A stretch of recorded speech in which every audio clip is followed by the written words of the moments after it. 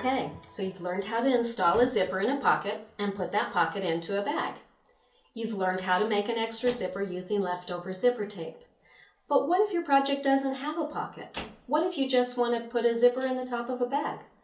Like this little quick zip case, or this little bag made from our accessories pattern. In each of these, we've installed a zipper in a solid piece of fabric. After the zipper is installed, we finished the sides or the ends to complete the bag.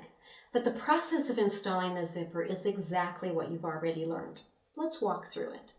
We've got our piece of fabric, which is made out of a main fabric and lining fabric quilted to soft and stable. We've sewn the first side of the zipper to the bag, pressed it to the inside, and stitched along the very edge.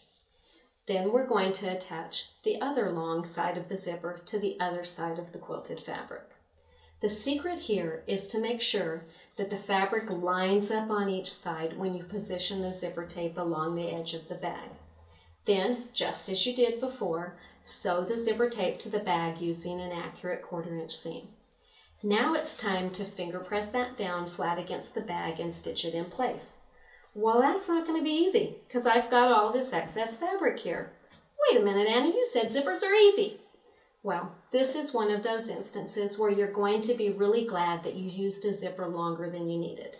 Because we've got all this extra zipper tape, we can open the zipper, flatten everything out, and now it's super easy to finger press the tape down and stitch it to the side of the bag.